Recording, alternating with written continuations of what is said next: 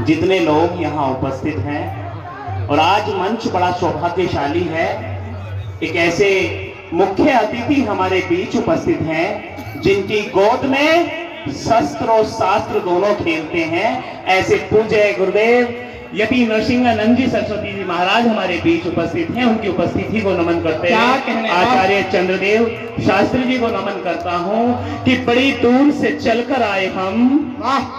मैं प्रारंभ होना चाहता हूँ, पता नहीं कितने लोगों के मन तक पहुंचूंगा। भाई साहब वीडियो थोड़ी इधर बना दो, मुझे लोगों से बात करनी है। यूट्यूब पे मेरा नाम डालेंगे तो बहुत सारी वीडियो निकल जाएंगी। मैं आपसे बात करने आया हूँ कि बहुत दूर से चलकर आए हम, इस समय को आबाद करेंगे। भाई ने इजाजत दे दी है, कविता की जबान में बात करें। क्या कहने, वाह।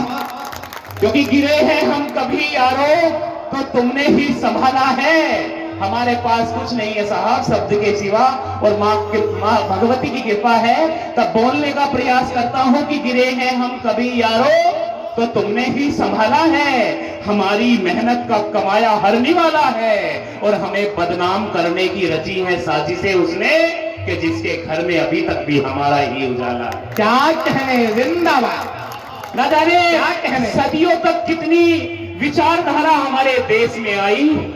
जब हमारा धर्म पाखंडवाद की तरफ जा रहा था, जब हमारे संतों पर उंगलियां उठाई जा रही थी, उनकी रक्षा करने के लिए जिस स्वामी ने, जिस तपस्वी ने अपना देह त्याग कर दिया, आज उनकी 2वीं शताब्दी में हम महर्षि दयानंद को नमन करने के लिए इकट्ठा हुए हैं। क्योंकि अब महर्षि दयानंद की ये बात तुम्हें कोई बताने नहीं आने वाले। अरे ये बात तुम्हें कोई बताने नहीं आने वाले, ये आंसू कोई छिपाने नहीं आने वाले। अरे तुम्हें अपनी रक्षा स्वयं करनी है, तुम्हें बचाने दयानंद नहीं आने। क्या कहने भाई, वाह। अब उन्हीं के रूप में हमारे संत पैदा होंगे, उन्हीं के साथ हमारी संस्कृति और हमारे संस्कार जिंदा होंगे। मैं गांव के परिवेश से आता हूं, और संस्कृति संस्कार होते क्या हैं कि जिस गांव में बारिश नहीं पड़ती, मैं थोड़ा मन से बात करना चाहता हूं, मुझे नहीं मालूम मैं कितने लोगों तक पहुंच पाऊंगा, कि जिस गांव में बारिश नहीं पड़ती वहां की फसलें खराब हो जाती हैं। अरे जिस गांव में बारिश नहीं पड़ती वहां की फसलें खराब हो जाती हैं। अरे जहां संस्कार पैदा नहीं होते वहां नस्लें खराब हो जाती हैं। क्या कहने भाई, वाह वाह वाह। अंतिम पीढ़ी है। अरे संस्कार देने का काम पूज्य गुरुदेव हमेशा कहते हैं। कौन है जो संस्कार दे सकती है, कौन है जो बच्चे को भक्त बना सकती है, वो माँ होती है। और हम बड़े सौभाग्यशाली हैं कि हमने उस दौर में पैदा हुए जब हमारी माँ मोबाइल चलाना नहीं जानती थी। आज की पीढ़ी मोबाइल तो चलाना जानती है, आज की माँ मोबाइल चलाना जानती है, लेकिन अपने बच्चों को किस तरह बनाना है शायद वो नहीं जानती। क्या कहने, क्योंकि माँ होती क्या है। जब 4 बेटे कोख में पालने वाली माँ दरबदर हुई, मैं आपके मन तक पढ़ना चाहता हूं, फिर मैं एक रचना आपके सामने रखूंगा कि एक माँ जब दरबदर हुई तो वीर रस के इस कवि ने 4 लाइन लिखी कि खुद में इतना बिखर चुकी है वो, कि खुद में इतना बिखर चुकी है वो, कि छोड़कर भी तो तुझे अब जाया नहीं जाता। उम्र के आखिरी पड़ाव पे बेटा कह रहा है, माँ मुझसे ये रिश्ता निभाया नहीं जाता। क्या कहने भाई, क्या पता है कि किसी राह पर चलना आसान नहीं होता। मैं 4 लाइन में इसलिए बात कर रहा हूं ताकि आपका मन बन जाए। मैं एक कविता पढ़ना चाहता हूं आपके सामने कि किसी राह पर चलना आसान नहीं होता, पंछी का जमीन पर मकान नहीं होता। अरे खुश नसीब है वो जिनके पिता हैं, पिता से बड़ा कोई आसमान। क्या कहने भाई। और हालात बदले तो क्या क्या बदल गया साहब, कि उनकी उम्मीदों का चिराग अब बुझने लगा है, उनकी उम्मीदों का चिराग अब बुझने लगा है। बाबूजी की आंखों के सपनों का असर ढलने लगा है। अरे ताउम्र दौलत कमाई थी जिसके लिए, बाप बूढ़ा हुआ तो बेटा नजर बदलने लगा। क्या कहने भाई, क्या पंक्ति है। माहौल बदला, तब मैं कहता हूं हमारी बेटियों पर ना जाने कितने आरोप समय पर लगाए गए। कोई कुछ भी कहकर हमारी बेटियों को चला जाता है। मैं एक ऐसी बेटी का एक चरित्र पढ़ना चाहता हूं, एक चित्र पढ़ना चाहता हूं, जो महाभारत में द्रौपदी के नाम से आपने सुना, मैं उन्हीं पर एक कविता पढ़ना चाहता हूं। भाई से ये शर्त लगी थी कि ये कविता शायद नहीं सुन पाए लोग, लेकिन आपकी उपस्थिति में मैं नमन कर रहा हूं, उस कविता को आपके सामने रखने का मन है। अगर आपने मन दिया तो उस कविता को पूरा पढ़ पाऊंगा, अगर मन ना मिला तो बीच में छोड़ दूंगा। तब मैं कहता हूं कि क्या है, देख मैं उस मन मिल गया भाई, इससे अच्छा मन नहीं मिल सकता। इनके लिए भी तालियां एक बार। आपको तालियों में कंजूसी कर रहे हैं, पता नहीं क्यों। एक बार जितने लोग यहां उपस्थित हैं, भगवान ने जिन्हें हाथ दिए हैं वो हाथ उठाएं सब पहले, जिन्हें नहीं दिए वो मत उठाना, और तालियों में तब्दील करके बताओ, क्योंकि ताली वो नहीं बजाते जिन्हें खुशी या गम होता है, अरे ताली तो वो बजाते हैं जिनकी बाजुओं में दम होता है। वो कविता मैं द्रौपदी पर पढ़ना चाहता हूं, और द्रौपदी है क्या ना जाने इतिहासों में किसने प्रश्न में घेर दी गई।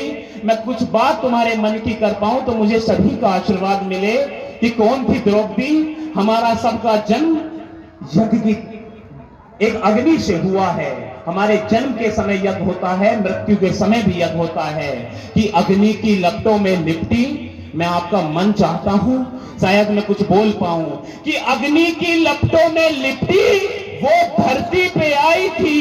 राजा द्रुपद की बेटी खुद अग्नि की परछाई थी। श्रेष्ठ पिता थे उस नारी के, बहुत ही बलशाली थे। स्वयं कन्हैया जिस बहना के रक्षक थे, रखवाली थे। इतिहास समूचा पढ़ लेना, सबसे मनहूस खड़ी थी जी वही द्रौपदी राजसभा में आंसू लिए। क्या कहने भाई, क्या कहने, जिंदाबाद। अब द्रौपदी राजसभा में खड़ी है और सबसे बात क्या करती है, वहां पितामह भीष्म भी बैठे हैं, गुरु द्रोण भी बैठे हैं। अभी आपका मन नहीं मिला तब कहता हूं क्या हुआ जब उन्होंने गुरु द्रोण से बात करी कि लज्जित हुआ गंगा का बेटा। कौन थी कि लज्जित हुआ गंगा का बेटा? शीश गड़ा था धरती पर, दो गुरुओं का समस्त ज्ञान भी आज पड़ा था धरती पर। पांचों पांडव नजर झुकाए बलहीन दिखाई देते थे, विदुर लिए आंखों में आंसू गमगीन दिखाई देते। क्या कहने भाई, क्या कहने, विदुर लिए आंखों में आंसू गमगीन दिखाई देते थे, और अंधा राजा पुत्र मोह में बिल्कुल ही झूल गया था। अंधा राजा पुत्र मोह में बिल्कुल ही झूल गया था जब अपने कर्तव्य को सिंहासन भूल गया था। अरे घर की इज्जत घर वालों के सम्मुख आज अड़ी थी जी वही द्रौपदी राजसभा में आंसू लिए। क्या कहने भाई, जिंदाबाद। और जब पंक्तियां भाई, वाह। जब द्रौपदी को राजसभा में लाया गया तो उस समय का दृश्य देखना। मैं राजसभा तक लेकर के जाना चाहता हूं कौरवों पांडवों की, आप अपने आप को वहां पाना। तब क्या हुआ कि केस पकड़ अपनी भाभी के दुशासन खींच रहा था, कि केस पकड़ अपनी भाभी के दुशासन खींच रहा था। आदेश दिया था जिसने वो दुर्योधन नीच रहा था। अरे जीता है जिसको दुशासन उसको जरा निहारो तो, जीता है जिसको दुशासन उसको जरा निहारो तो, निर्वस्त करो इस दासी को तुम इसका चीर उतारो तो। अरे झुकी हुई नजरों में धीर देखना है मुझको, कि झुकी हुई नजरों में धीर देखना है मुझको, और घमंडी इन आंखों में नीर देखना है। क्या कहने भाई, वाह। कि घमंडी इन आंखों में नीर देखना है मुझको। और सुन करके अंधे का अंधा आंखें बहुत चढ़ी थी जी वही द्रौपदी राजसभा में आंसू लिए खड़ी थी। क्या कहने भाई, वाह। कविता हो रही है भाई, शायद मैं तुम्हारे मन तक पहुंच रहा हूं। उसका अंतिम एक बंद और आपके सामने रखता हूं, बिल्कुल नया है। स्वागत भाई, स्वागत। द्रौपदी की स्थिति क्या थी उस राजसभा में खड़े हुए कि आग लगी थी। अगर गुरुदेव की इस पे गर्दन हिल रही है तो मानो मैंने कुछ लिखा है कि आग लगी थी मन के भीतर, बेशक घनघोर नहीं थी। कि आग लगी थी मन के भीतर, बेशक घनघोर नहीं थी, जितना सारे समझ रहे थे उतना कमजोर नहीं थी।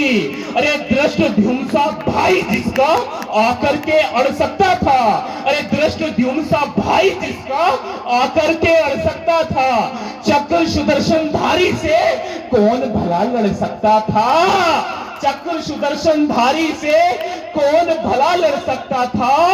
वाणी की लपटों से उसने सबके सब धिक्कारे थे, वाणी की लपटों से उसने सबके सब धिक्कारे थे। पितामह से धर्मराज तक सब शब्दों से हारे थे। क्या कहने क्या कहने क्या कहने। पितामह से धर्मराज तक सब शब्दों से हारे थे। सब वीरों में कायरता की कालिक आज चढ़ी थी जी, वही द्रौपदी राजसभा में आंसू लिए खड़ी थी। क्या कहने क्या कहने क्या कहने। वाह, आपका मन यदि इस पे है तो एक बार फिर मुझे पुनः तालियों से बताओ, यदि कविता अगर आपके सामने आज आर्य समाज के इस मंच पर पढ़ ली तो मैं कहीं और पढ़ने का प्रयास करूंगा। बहुत शानदार भाई, बहुत और अंत में एक बहुत छोटी सी, हाँ हाँ बिल्कुल भैया, देखो तालियां ना अपने हिसाब से नहीं, इसका शरीर देख के बजानी है। अब फिर शरीर कितना ताली बजा के बता दो फिर। एक बार दोनों हाथ खोल के जोरदार तालियां, ये मेरे कहने से बजाएंगे। क्योंकि न जाने कितने मंच सजने लगे समय के साथ साथ, न जाने क्या क्या मंचों पर होने लगा, लेकिन फिर भी अस्तित्व यदि इन मंचों पर बचा है। यदि आज ये पता है कि सरकारें सच नहीं बोलेंगी, उस समय पता है कि ये मंच है कविताओं के जहां से सच बोला जाएगा। क्योंकि अगर लतीफे तुम्हें सुना दूं तो हंस दोगे, मुस्कुरा दोगे, क्या कहने। बुनियादी बातों पर तुम ताली खूब बजा दोगे, लेकिन जिन लोगों ने कविता को मंचों पर लाकर खड़ा किया, संस्कारों वाले इस पौधे को सींच सींच कर बड़ा किया, उनके त्याग समर्पण का उपहास नहीं कर सकता हूं। इसीलिए मैं मंचों से बकवास क्या कहने भाई, जिंदाबाद। और आप सभी को इसलिए सामने बैठाने की थी क्योंकि आप ताली नहीं बजा रहे, आप तालियों में कटौती कर रहे हैं। लेकिन एक कविता मैं मन की रखना चाहता हूँ, स्वदेश भैया ने उसी को आदेश दिया था, लेकिन अपनी इच्छा से मैंने कविता पढ़ी। बहुत अच्छा, 2 मिनट बहुत की अच्छा। कविता है। अब तक आप मेरे हौसले से मेरे साथ रहे, लेकिन एक कविता जो मैंने कवि का जब जन्म हुआ मेरे अंदर, उस कविता को मैंने 12वीं क्लास में लिखा। आज मंचों पे पढ़ता हूं तो कवि कहते ही कविता नहीं है, लेकिन उसमें मैंने बार बार प्रयास भी किया इसे बदल दूं, लेकिन मेरी माँ कहती है कि वो कविता तेरी अच्छी है, उसे बदलना मत, उसे ऐसे ही पढ़ाकर जैसी तूने लिखी है। मैं उस कविता को एक सैनिक की चिट्ठी आपके सामने पढ़ना चाहता हूँ, एक सैनिक का दर्द आपके सामने पढ़ना चाहता हूँ। सैनिक बनता कौन है? मंच के लोग, भैया मनोज भैया आज पहली बार सुनेंगे, और विनोद भैया का आप सभी का आशीर्वाद उस कविता पर मिले। और आपका भी यदि मन हो तो एक बार तालियों से मुझे आदेश दो कि कौन बनते हैं मुल्क के सच्चे रहनुमा है, प्यार करो इनसे। ये मुल्क के सच्चे रहनुमा है, प्यार करो इनसे। ये वतन में कभी भी हिस्सेदारी नहीं करते, जिन्हें पाकर मां सदियों फक्र करती है। भारत मां से ये बेटे कभी गद्दारी नहीं। क्या कहने भाई, क्या कहने। अरे मैंने महाराणा प्रताप तो नहीं देखे, मैंने नहीं देखे वीर शिवाजी, भगवान राम मैंने नहीं देखे जो सेवा करते होंगे हमारे धर्म की। मैंने वर्तमान में वो सैनिक देखे हैं जो इस देश की रक्षा करते हैं, और मैंने वर्तमान में यति नरसिंहानंद देखे हैं जो हमारे धर्म की रक्षा करते हैं। आज समय में यति नरसिंहानंद देख लिए तो ये समझो हमने शिवाजी देखे हैं, हमने महाराणा प्रताप देखे हैं। मैं महाराणा प्रताप की तुलना देश के सैनिक से करता हूं, और एक छंद आपको सुनाता हूं कि सीमा पर जो खड़े हुए तिलक लगाए माटी का कौन है? कि सीमा पर जो खड़े हुए तिलक लगाए माटी का, हर सैनिक एक महाराणा है, योद्धा हल्दी घाटी का। अरे तलवारों पर शमशीरों पर हमने चलना सीखा है, देशभक्ति की पावन लो पर हमने चलना सीखा है। अरे घर में घुस करके दुश्मन के झुंड उजाड़ा करते हैं, अरे हम बेटे हैं माँ काली के मुंड उखाड़ा करते हैं। क्या कहना। अरे कौन सैनिक बनता है कि वो वहीं मिट जाएगा, ये वो सैनिक जानता है, लेकिन फिर भी वो सरहद को भगवान मानता है। देवों की पूजा उसका बलिदान है, परिवार से बड़ा उसके लिए हिंदुस्तान है। क्या कहने, क्या भगवा, क्या हरा रंग है इस गगन के लिए। एक सैनिक जान दे देता है वतन के लिए, अपनों के लिए कभी जिंदा नहीं होता, अपनों के लिए कभी जिंदा नहीं होता। मर भी जाए तो उसका परिवार शर्मिंदा नहीं होता। और माँ की जब भी याद आती है तो वो घबरा जाता है, कि माँ की जब भी याद आती है तो वो घबरा जाता है। यदि वो हौसला दे तो चट्टान से भी टकरा जाता है। और एक ऐसे बेटे की कहानी मैं तुम्हें सुनाता हूँ। माँ से प्रेम सब करते हैं, मंच पर भी एक बेटी बैठी है, मैं उन्हीं को समर्पित करता हूँ कि एक बेटा था जिसकी 15 मार्च को शादी थी। साहब यही समय चल रहे थे जो आज चल रहे हैं। एक सच्ची घटना मैं आपके मन तक पहुंचना चाहता हूँ। उस बेटे की 15 मार्च को शादी थी। वो अपनी माँ से बोलकर गया था, माँ मैं 28 तारीख को आऊंगा, अपने पसंद की साड़ी लेकर आऊंगा। माँ तू अपने पसंद की साड़ी मत खरीदना। 28 तारीख को तो वो बेटा नहीं आया। 15 तारीख को पुलवामा अटैक में शहीद होने के बाद जब उसका शरीर टुकड़ों में बटकर आंगन में आया तो उसकी माँ तड़प गई, बोली है बेटे अरे तू तो बोलकर गया था साड़ी लेकर आऊंगा, अरे तू तो तिरंगा लेकर आ गया। यदि उस पार्थिव शरीर में अपनी माँ से बोलने की ताकत होती तो साहब भूल जाना मैं क्या चीखूंगा चिल्लाऊंगा। मेरी ये पंक्तियां अपने साथ लेकर जाना। मैं आपके कान से प्रवेश होना चाहता हूं, मैं आंखों से बाहर निकलना चाहता हूं। यदि एक पल के लिए देश जिया है तो आपका एक आंसू भी इस कविता पे आया तो मेरा मन बनेगा। तब मैं कहता हूं वो पार्थिव शरीर अपनी माँ से क्या कहता, रे माँ तू कहती थी ना मुझसे, अरे माँ तू कहती थी ना मुझसे कि तू जल्दी आना तेरी शादी करूंगी। अरे वादा जो मैंने तुझे किया था भूला नहीं था। अरे शौक मुझे भी था कि मैं शादी करूं, लेकिन और शहीदों की तरह फांसी पर झूला नहीं। क्या कहने, वाह। पर माँ तू फिक्र न कर, मैंने अपनी शादी रचा ली है, इस देश की सरहदी अपनी दुल्हन बना ली है। क्या कहने भाई, क्या कहने, क्या कहने। जिंदाबाद जिंदाबाद साहब, जिंदाबाद भाई जिंदाबाद। अगर भैया का एक बार दोनों हाथ खोल के जोरदार तालियां बजाइएगा। बहुत शानदार पढ़ रहा भाई, जिंदाबाद। मैं बहुत डरा हुआ था लेकिन जब मन आपका मिला, शायद कविता यही से जन्मी है, तब मैं कहता हूँ बहुत वक्त बदला, हालात बदले, लेकिन मेजर डोंडियाल की उम्र 28 साल थी। 26 साल की उनकी पत्नी सैल्यूट करते हुए बोली, मेजर डोंडियाल आप झूठ बोलते थे, सबसे ज्यादा मोहब्बत मुझसे करते हो। अरे मुझसे ज्यादा मोहब्बत तो तुम इस वतन से करते हो जिसके लिए मिट गए।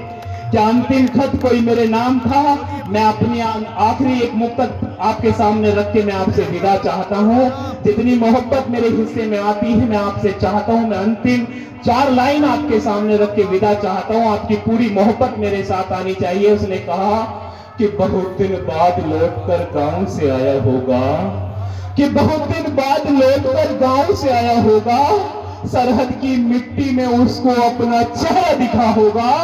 हुआ शहीद तो पत्नी चीख कर बोली, जरा ध्यान से देखो किसी खत में मेरा नाम लिखा होगा। क्या कहने भाई, वाह। बहुत बहुत क्या पंक्ति है, वाह। बहुत बहुत आभार।